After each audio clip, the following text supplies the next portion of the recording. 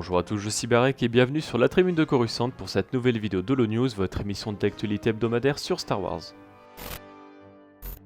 Commençons par la série Andor dont on a eu des nouvelles via le magazine Empire. En plus d'une nouvelle image présentant Cassian Andor interprété par Diego Luna et le nouveau personnage de Stellan Skarsgård appelé Lucen Rael, nous savons que la série préquelle de Rogue One s'étendra sur 5 ans, dont la première année sera explorée dans la première saison de 12 épisodes qui débutera le 31 août sur Disney+.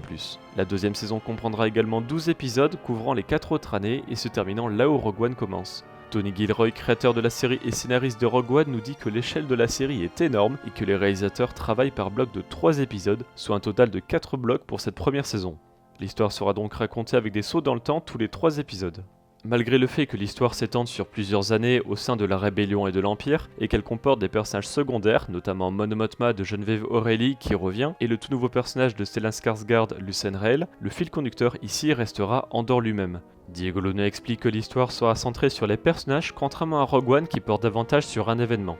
En plus de ces informations d'Empire Magazine, nous connaissons le synopsis, le casting principal, ainsi que tous les réalisateurs et scénaristes par épisode. Le synopsis est donc le suivant. La série Andor explorera une nouvelle perspective de la galaxie Star Wars, en se concentrant sur le voyage de Cassian Andor pour découvrir la différence qu'il peut faire. La série met en avant le récit de la rébellion naissante contre l'Empire et comment les gens et les planètes se sont impliqués. C'est une époque remplie de dangers, de trahison et d'intrigues. Cassian s'engagera sur la voie qui fera de lui un héros rebelle.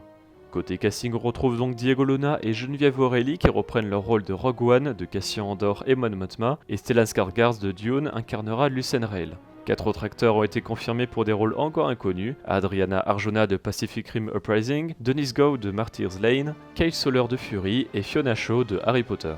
Enfin, Toby Haynes de Utopia réalisait les épisodes 1, 2, 3, 8, 9 et 10, Susan White de Woman Walks Ahead les épisodes 4, 5 et 6, et Benjamin Caron de Sherlock les épisodes 7, 11 et 12.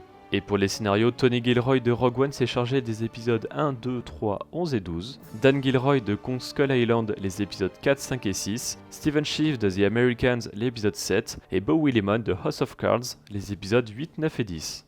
On poursuit sur les séries avec Bespin Bulletin qui nous rapporte que le tournage de la série Skeleton Crew a commencé. Cette série, dont la sortie est prévue l'année prochaine, est créée par John Watts de Spider-Man No Way Home et Christopher Ford de Spider-Man Homecoming, avec Jon Favreau et Dave Filoni comme producteurs exécutifs.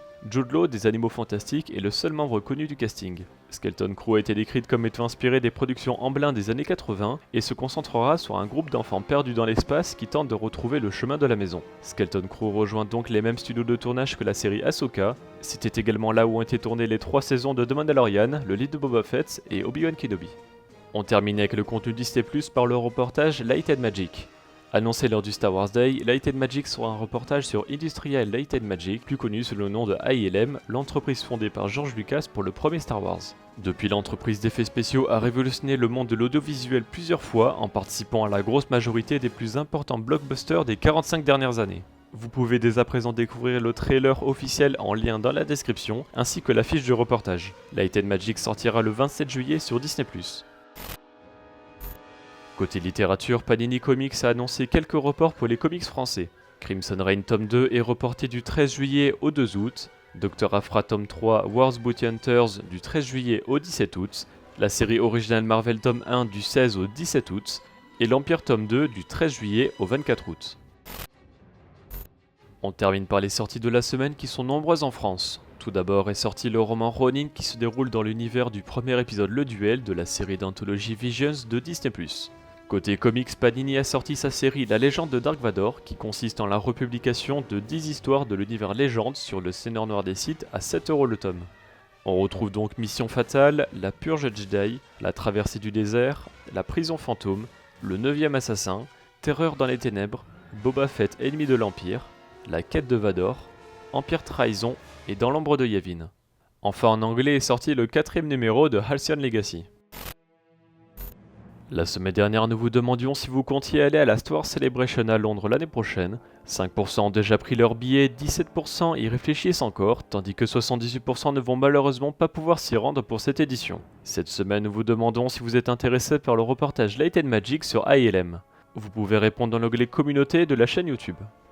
Merci d'avoir regardé cette vidéo, j'espère qu'elle vous a plu. Si c'est le cas, n'hésitez pas à laisser un like, à la partager, à vous abonner en activant les notifications si vous ne voulez pas rater les vidéos de la Tribu de Coruscant.